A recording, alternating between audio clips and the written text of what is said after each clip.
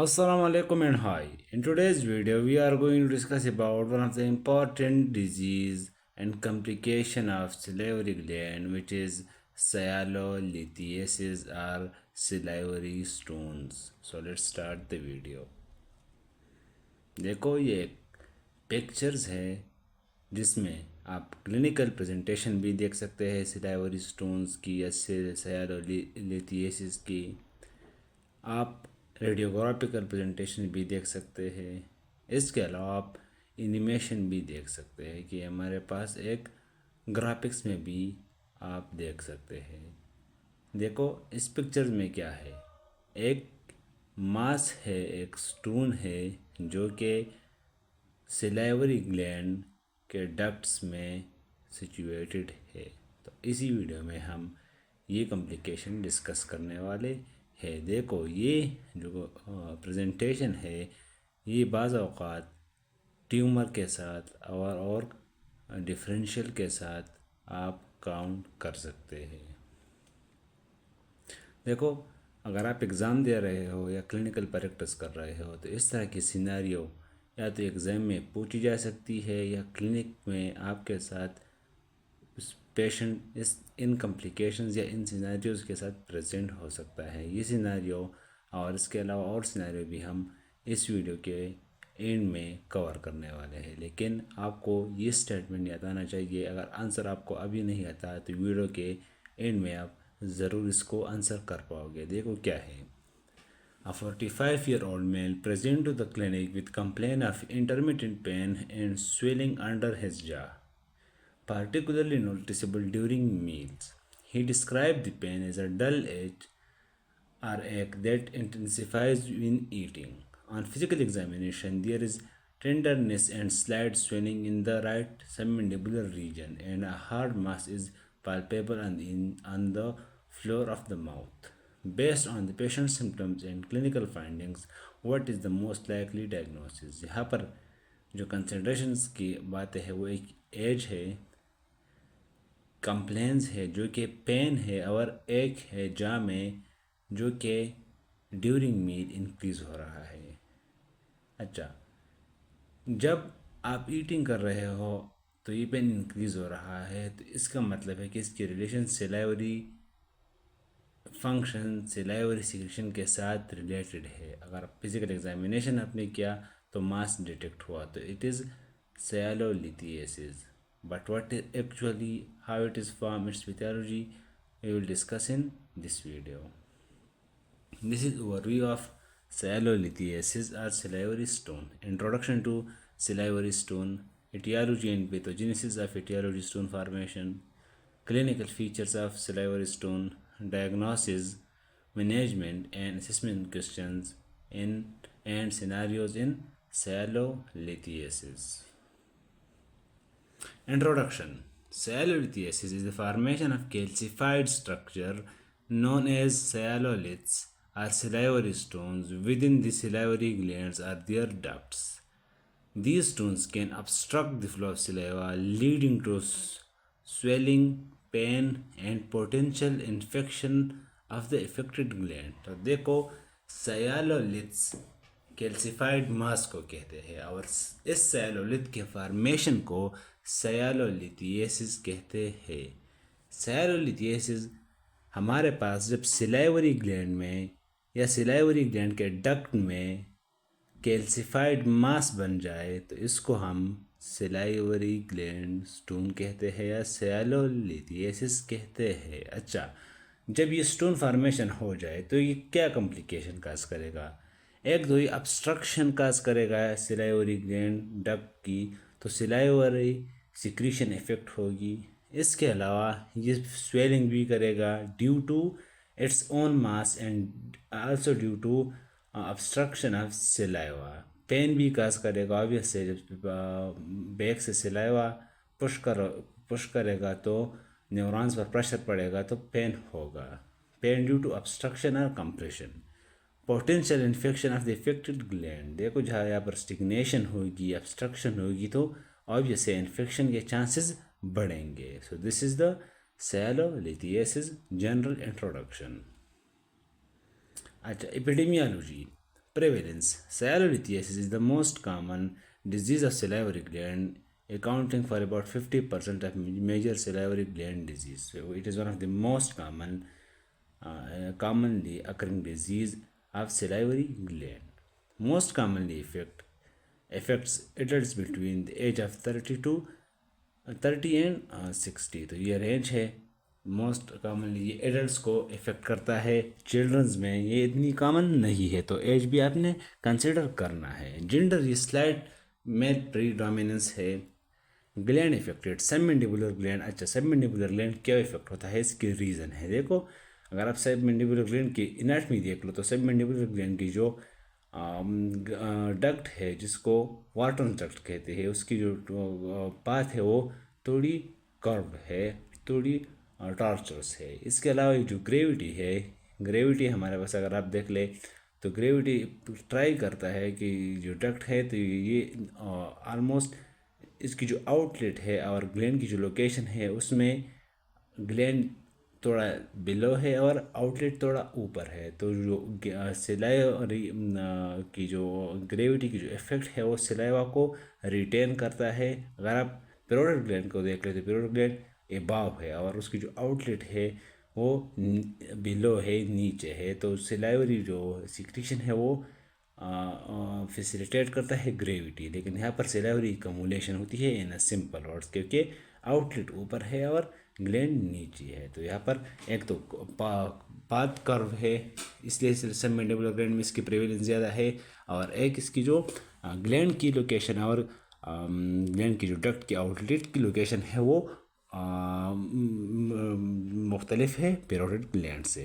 Parotid gland में कम है और सबमेंडिबुलर ग्लैंड में तो ऑलमोस्ट निग्लिजिबल ही है, लेकिन सबमेंडिबुलर ग्लैंड बहुत ज़्यादा इफेक्टेड होता है। अगर आप इन्फेक्शन देख ले, फिर सैलिडोनाइटिस में हम पढ़ेंगे तो सबसे ज़्यादा पेरोटिड ग्लैंड की कॉमन है, क्योंकि यहाँ पर क्या होता है, एसेंडिंग बैक्टीरियल इन्फेक्शन होता है। इसके अलावा सबमेंडिबुलर ग्लैंड में जो ज़्यादा लिथ्स या सैलोलिथियसिस की फार्मेशन होती है वो इसलिए होती है कि सबमेंडिबुलर ग्लैंड की जो कंपोजिशन है उसमें कैल्सिफाइड और आप कह लें इनऑर्गेनिक कंस्टिट्यूएंट्स भी ज़्यादा है, क्योंकि इसकी सिक्रीशन ऑलमोस्ट क्या है ये आपको पता होगा कि सिरस है या म्यूकस है। तो इतना आपको पता होना चाहिए कि इसकी सिक्रीशन ज़्यादातर म्यूकस है, तो इसलिए इसकी जो ग्लैंड में स्टोन के फार्मेशन के चांसेस भी ज़्यादा होते हैं। तो ये 2-3 रीजंस आपको याद आने चाहिए कि why the prevalence of sialolithiasis is more common in submandibular gland and why the infection is more common in parotid gland. अच्छा, etiology and pathogenesis.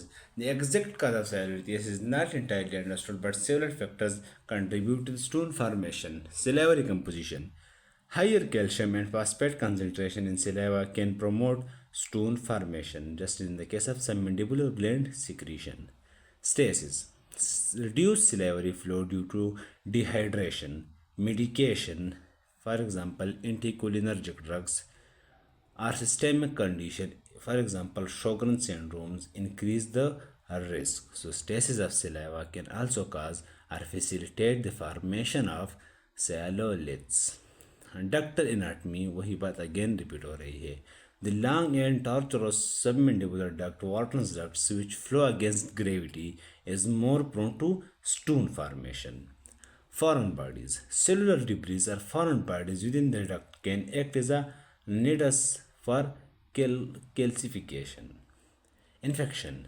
Chronic siridinitis can alter the gland's environment, promoting stone formation. So these are the various etiological factors which can cause salivary gland formation. इसमें salivary composition भी है, stasis भी है, anatomy भी, ductal anatomy भी है, foreign bodies भी है और इन्फेक्शन भी है। जो सबसे इम्पॉर्टेंट है वो सिलाइवरी ग्लैंड कंपोजिशन है, स्टेसिस है और डक्टल एनाटमी है।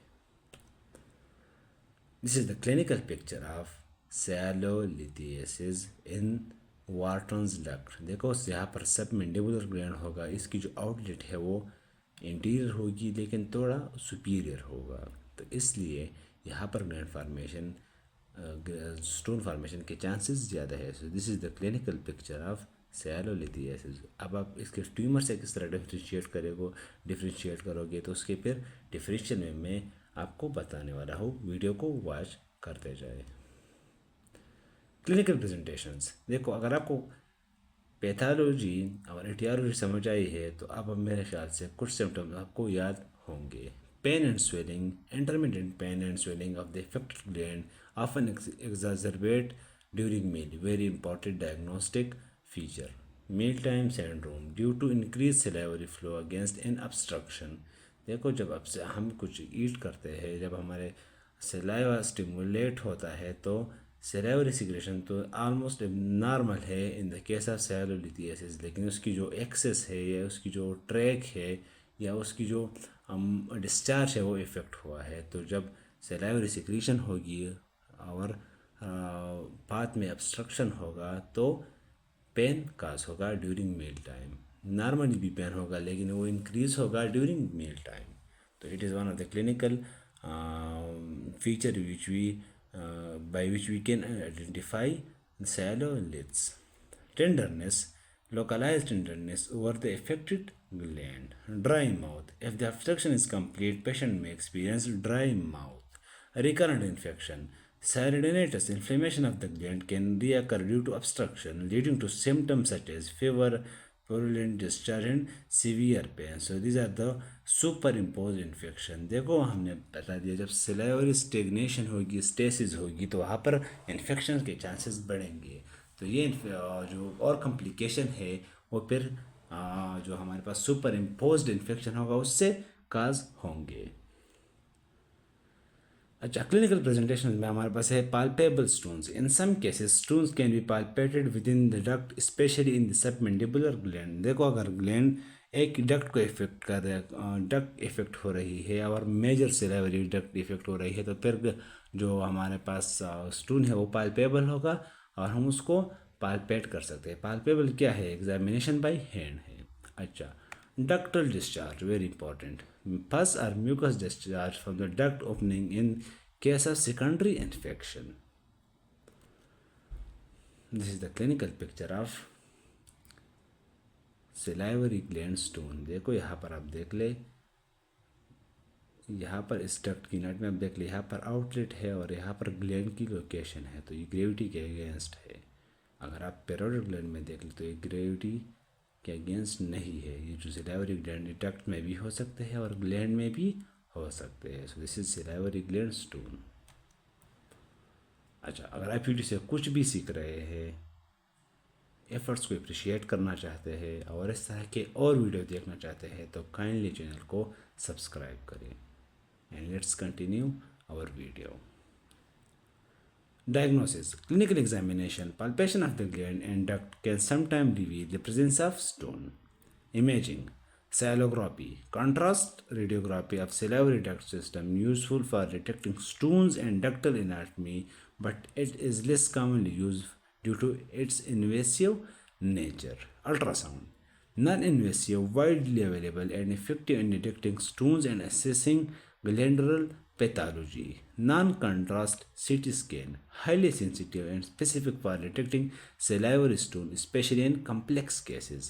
MRI salography, useful for assessing soft tissue structure and ductal anatomy without ionizing radiation। Salidonoscopy, minimally invasive endoscopic technique for direct visualization and removal of the stone। देखो salography क्या है? Salo means related to saliva and graphy means to capture or to do graphy। तो सैलोग्राफी भी हो सकती है, इसमें हमारे पास अल्ट्रासाउंड भी हो सकता है, नॉन कंट्रास्ट सीटी स्कैन भी हो सकता है, एमआरआई सैलोग्राफी भी हो सकती है और सयालो या सयालेंडोस्कोपी भी हो सकती है। तो ये आपने याद रखना है कि हमारे पास जो पहला मेथड है वो हम क्लिनिकली ही कर लेते हैं, लेकिन इसके बाद मुख्तलिफ इन्वेस्टिगेशन है, इमेजिंग प्रोसीजर्स है। तो अगर आप इसमें 2-3 नाम भी याद कर ले तो it is more than enough, लेकिन आपको कवरेज ज़्यादा होना चाहिए कि ये हमारे पास ये ऑप्शंस हो सकते हैं। अब एक पेशेंट के लिए आप सैलोग्राफी, अल्ट्रासाउंड, सीटी स्कैन, एमआरआई और सैलिडोनोस्कोपी नहीं करते, आप कंडीशन के मुताबिक आप फिर मॉडिफाई करते हैं, लेकिन आपको याद होना चाहिए कि हमारे पास ये ऑप्शंस अवेलेबल है।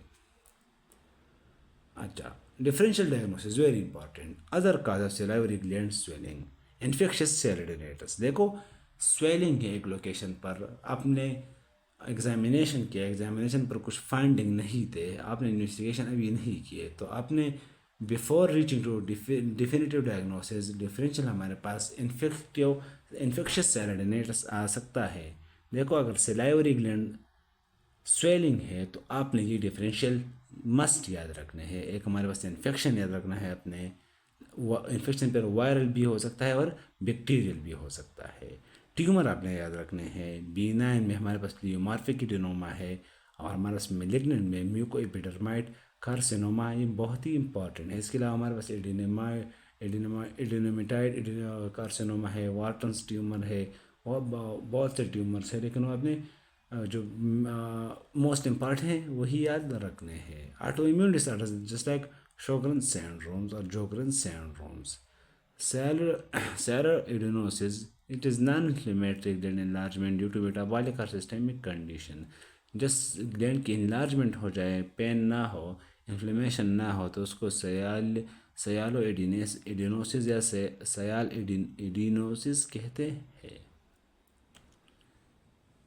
This is the clinical picture है। तो आपको ये अगर इस तरह का पिक्चर आपके सामने प्रेजेंट हो तो आपने डिफरेंशियल याद रखने हैं। पिक्चर्स क्लिनिकल पिक्चर से आप 100% या डिफिनेटिव डायग्नोसिस नहीं कर सकते। जिस ग्लैंड की स्वेलिंग हो तो आपने डायरेक्टली सेलोलिथियसिस के लिए नहीं जाना, आपने डिफरेंशियल रखना है, फिर इन्वेस्टिगेशन और प्रॉपर हिस्ट्री और एग्जामिनेशन करना है, उसके बाद आपने एग्जैक्ट डायग्नोसिस बताना है।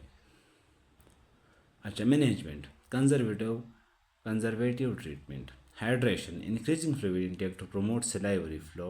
देखो अगर आपको पैथोजेनेसिस समझ आया है तो आप मैनेजमेंट भी आपको समझ आएगा, लेकिन अगर आपको वो समझ नहीं है तो आपको ये भी समझ नहीं आएगा। Sialogogues, substance that stimulate salivary production, तो हम किसी तरीके से सिलाइवरी प्रोडक्शन और सिलाइवरी फ्लो, सिलाइवरी ग्लैंड की जो फ्लो है वो इंक्रीज़ करेंगे कि सिलाइवा स्टिग्नेट ना हो जाए, अब्स्ट्रक्ट ना हो जाए, क्योंकि जब ये स्टिग्नेट होगा तो फिर क्या काज करेगा, स्टैटिक कंडीशन में फिर स्टोन फार्मेशन काज करेगा। अच्छा, massage and heat, gland massage and warm compress to facilitate stone explosion, analgesic, pain relief with non steroidal anti inflammatory drugs. Again ये सारे हमारे पास ऑप्शंस है, आपने जस्ट नाम याद रखना है और पेशेंट के मुताबिक ही फिर डील करना है। तो हमारे पास कंजर्वेटिव ट्रीटमेंट था। अच्छा, इंटरवेंशनल ट्रीटमेंट क्या है, sialendoscopy, minimal invasive endoscopic removal of stool and ductal dilation, extra corporeal shock wave lithotripsy. Just like in the case of kidney stone हम यहाँ पर भी यूज़ कर सकते हैं, लेकिन ये बहुत ही कम यूज़ होता है। Non invasive method to break stones into smaller fragment, it can pass spontaneously, surgical removal, intraoral approach for stone located in the distal part of the duct। देखो जब सर्जिकल रिमूव करेंगे तो हम माउथ इंट्राओरली भी approach कर सकते हैं और एक्स्ट्राओरली भी करते हैं, लेकिन देखो ये फेस है, फेशियल पार्ट में हम मोस्टली वो एक्सपोजर अप्लाई करते हैं जो कि हमारे पास एस्थेटिक को कंप्रोमाइज़ ना करे, तो इंट्राओरली मोस्ट कॉमनली प्रेफरेबल है। Treatment of infection, trans-cervical approach for large or proximal stone in the submandibular gland, तो intraoral approach भी है और trans-cervical भी है। Treatment of infection, if secondary infection अगर antibiotics are prescribe based on culture and sensitivity. So हमारे पास 3 type of management थे, एक हमारे पास कंजर्वेटिव था, फिर हमारे पास इंटरवेंशनल है और फिर सर्जिकल रिमूवल है। अब ये कंडीशन पर डिपेंड करेगा कि कौन सा पेशेंट के लिए कौन सा फिट है। अच्छा, prognosis and complications, prognosis generally good and appropriate treatment, recurrence can occur especially if predisposing factor are not managed। complication, predisposing factor क्या थे, एटियोलॉजी में आपको मैंने डिटेल से बता दिया। रिकरेंट सेरेडिनेटिस, फ्यूचर में क्या कॉम्प्लिकेशंस क्या वो काज कर सकता है, या सेरेडिनेटिस के कॉम्प्लिकेशंस क्या होंगे, तो रिकरेंट सेरेडिनेटिस होगा, ग्लैंडुलर एट्रोफी एंड फिब्रोसिस होगी, एब्सिस फॉर्मेशन हो सकती है and fistula formation. So these are the complications of sialolithiasis. देखो एक सिम्टम्स या क्लिनिकल फीचर्स है और एक कॉम्प्लिकेशंस है, इन दोनों में आपने कंफ्यूज नहीं होना। ये जो है कॉम्प्लिकेशंस है और क्लिनिकल फीचर्स हमने ऑलरेडी डिस्कस किए। देखो पेशेंट आया, वो क्लिनिकल फीचर्स के साथ एडमिट होगा। अब ये क्लिनिकल फीचर कौन से कॉम्प्लिकेशंस काज करेगा, तो ये आपने याद रखने हैं। तो ये क्लिनिकल पिक्चर है, देखो ये हमारे पास वाटर डक्ट्स की आउटलेट है, एक कैल्सिफाइड मास विजिबल है। यहाँ पर भी एक कैल्सिफाइड मास देख सकते हैं और यहाँ पर भी कैल्सिफाइड मास देख सकते हैं। ये सर्जिकली इजीली रिमूव होगा, लेकिन अगर ये डीप हो तो फिर आपने वो सारे ट्रीटमेंट ऑप्शन याद रखने हैं। देखो अब इस पेशेंट में ये विजिबल भी है, तो यहाँ पर आपसे एलोग्राफी MRI और उसकी ज़रूरत नहीं है।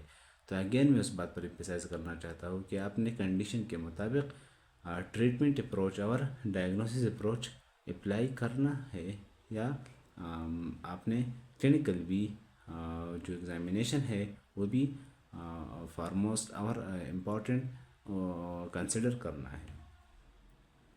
अच्छा, the most important part of this video is quiz time, so let's put your knowledge to the test and start now. But before starting, a simple request, please subscribe my channel because it takes a lot of effort to make such videos. अच्छा, अब इस statement को आप पढ़ ले, ये क्या है? A 45-year-old man present to the clinic with a complaint of intermittent fever, pain and swelling under his jaw. Pain and swelling है इस jaw में। अच्छा, अब यहाँ से हम कुछ भी नहीं बता सकते कि क्या होगा। पार्टिकुलरली नोटिसेबल ड्यूरिंग मील, तो ये हमारे पास एक क्लू आ गया।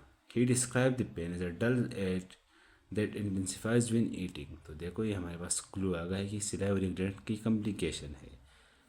On a physical examination there is tenderness and slight swelling in the right submandibular region, तो जब हमने जब एग्जामिनेशन की तो कुछ स्वेलिंग नज़र आ रही है, लेकिन जब स्वेलिंग होगी तो हमारे पास 5 ही डिफरेंशियल या जहन में याद आने चाहिए, वो हमने डिफरेंशियल में पढ़ा था। And hard masses palpable on the floor of the mouth, तो देखो हमारे पास डिफरेंशियल हमारे पास आ गया, सैरोडोनेटिस आ गया, सैरोलिथियासिस आ गया, ट्यूमर्स आ गए और सेकेंडरी इन्फेक्शंस भी आ गए।